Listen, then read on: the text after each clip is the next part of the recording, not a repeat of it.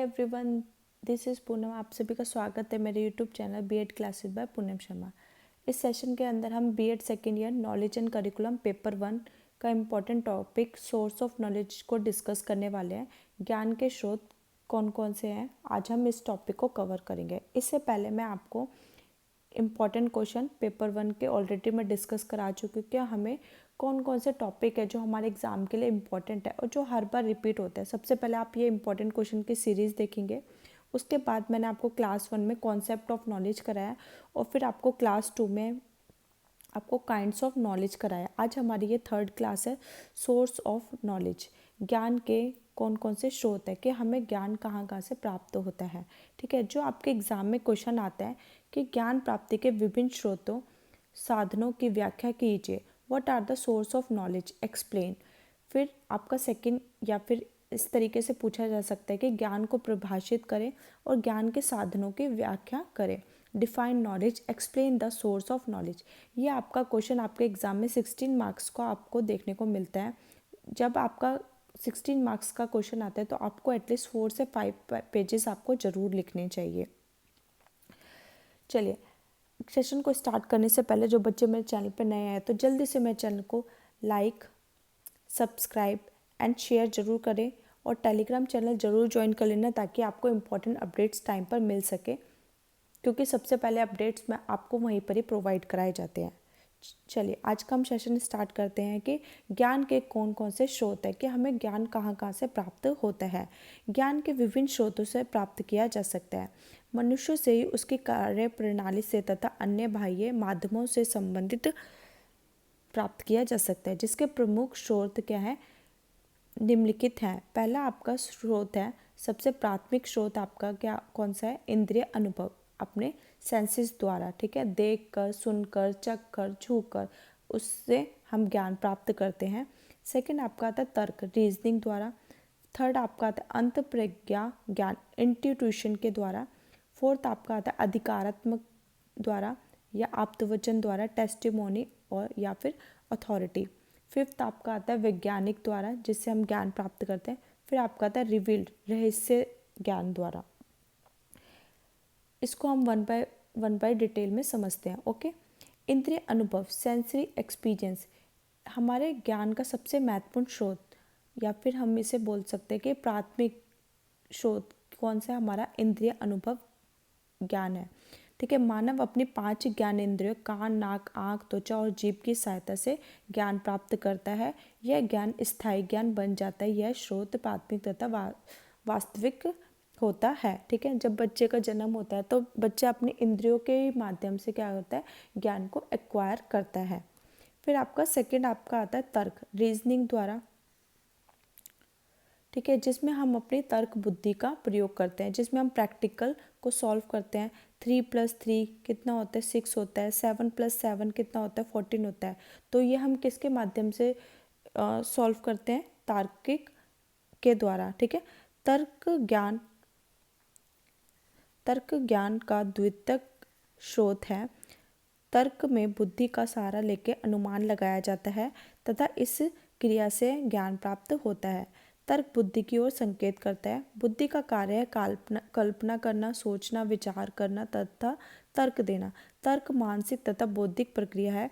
इस प्रक्रिया के माध्यम से मनुष्य अपना कोई मत बनाता है। ठीक है, किसी के बारे में सहमति लाता है और किसी कंक्लूजन पर पहुंचता है। इसका उद्देश्य सूझबूझ के निर्णयों को एकीकरण करता है। ये किसके द्वारा होता है, तर्क, लॉजिक द्वारा।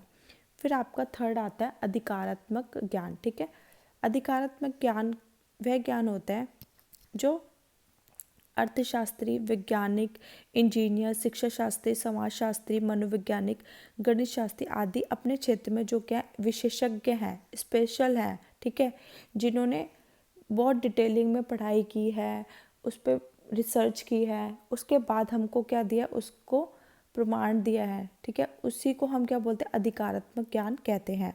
ठीक है, विभिन्न विशेषज्ञ व वैज्ञानिक अपने प्रयोगों के आधार पर अपने नियमों और सिद्धांतों के अधिकारी बन जाते हैं, इसलिए हम क्या इससे बोलते हैं, अधिकारात्मक ज्ञान। ठीक है, अब जो हम बुक्स पढ़ रहे हैं, ठीक है, जो हमारे स्कूल में बुक्स होती थी वो कौन लिखता था, ठीक है, जो टीचर्स हैं, जो सब्जेक्ट में क्या है बहुत विशेषज्ञ हैं, ठीक है, जो रिसर्चर्स हैं, जो रिसर्च करते हैं, जैसे हिस्ट्री पढ़ते हैं, हिस्ट्री, ज्योग्राफी, ठीक है, और हमारे स्कूल्स, ठीक है, तो वो हमारी बुक्स लिखते हैं, ठीक है, जो काफ़ी रिसर्च हो चुकी है, और वो जो नॉलेज है वो स्टूडेंट क्या करते हैं, उस ज्ञान को प्राप्त करते हैं। इसी को हम क्या बोलते हैं, अधिकारात्मक ज्ञान कहते हैं।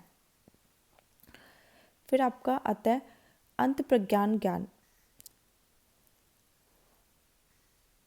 फिर आपका आता है अंतःप्रज्ञान ज्ञान। अंतःप्रज्ञा ज्ञान में हमें हमारा सिद्धांत या आधारभूत प्रमाण देते हैं, जिसके आधार पर हम विश्व के तार्किक सिद्धांत का निर्माण करते हैं। यह ज्ञान एक तरह के अंत कारण की आवाज़ होते हैं, ठीक है।